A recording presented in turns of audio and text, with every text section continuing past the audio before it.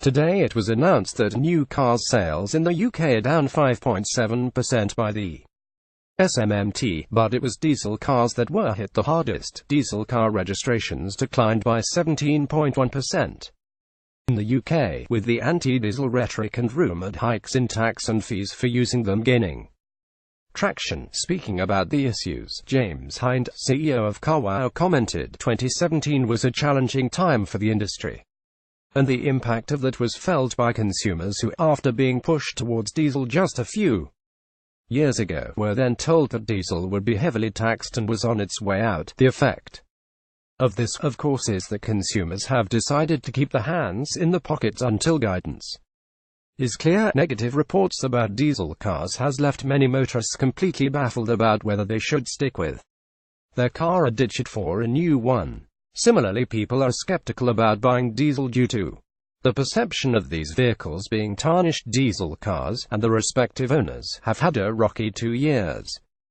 After revelations about their emissions output were revealed, the reputation of diesel has been severely tarnished since the VW Dieselgate scandal of 2015. Tuesday, February 14, 2017, UK new car sales dropped for first time in 6 years. It was revealed at the time that VW had been using defeat devices on its diesel cars to cheat the emissions test in the lab.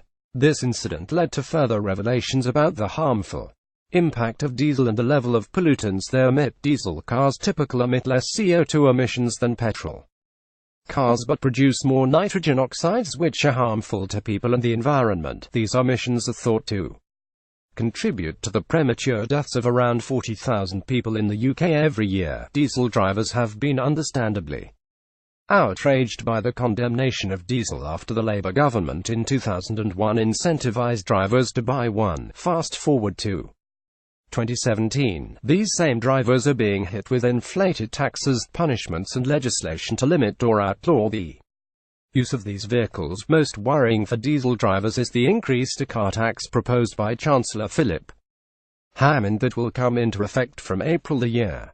Diesel drivers could face paying up to £500 more car tax as a result of this change. So is it finally time to ditch your diesel car? Or is there still life in the vehicles yet? Getty diesel car sales tumble in the UK, but should you still buy one? Car supermarket site The Car People has outlined a number of pros and cons relating to diesel cars. Efficiency: if you're a high miler and travel long distances regularly, then you may still be better off with a diesel car, as they are typically more economically efficient compared to petrol. If you drive a diesel car more than 12,000 miles a year, you might recoup £1,000 in a year or two. But if your mileage is around 6,000 miles a year, it could take you about 4 years to recoup the same amount. Therefore, if you know your vehicle is only going to be used to get from A to B, a petrol car is probably the best option. Emissions are a huge consideration when purchasing a car. With the rise of electric, and manufacturers' ongoing efforts to cut fuel emissions, it's always important to consider the impact that diesel cars are having on the environment. Although they produce 20% less CO2 than petrol vehicles, they do produce tiny particles that are associated with a number of breathing disorders such as asthma. So unless you are using the vehicle for long journeys regularly, it's worth noting that a diesel car isn't the best option for the environment.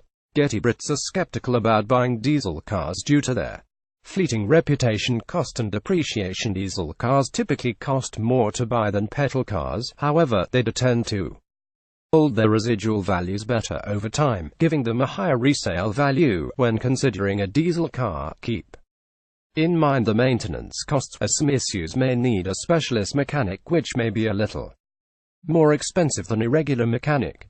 In addition to this, while this may have been true in the past that diesel cars retain their value better than petrol, the negative impact that new taxes and its fleeting reputation could harm the overall value of diesel cars over time. Monday, February 6, 2017. New diesel cars that meet the EU6 standards are considerably less damaging to people's health than the ones that are portrayed in the news. They are also fitted with DPF's diesel particulate filters, which converts most of the NOx produced from the engine into harmless nitrogen and water. These filters tend to work more efficiently when the catalytic converter is hotter, so it is more suitable for distance driving and not stop-start traffic. Jonathan Allbones, director at the Car People, said diesel cars have had a tough time in the press following the budget announcement and the car tax increase.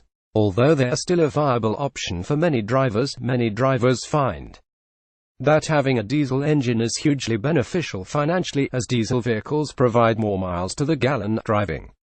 A diesel car also gives many drivers confidence in the fact that the engine is prepared for longer journeys. Our advice would be not to rule out a diesel car straight away, but to evaluate your driving needs and discuss them with your car dealer before making a purchase.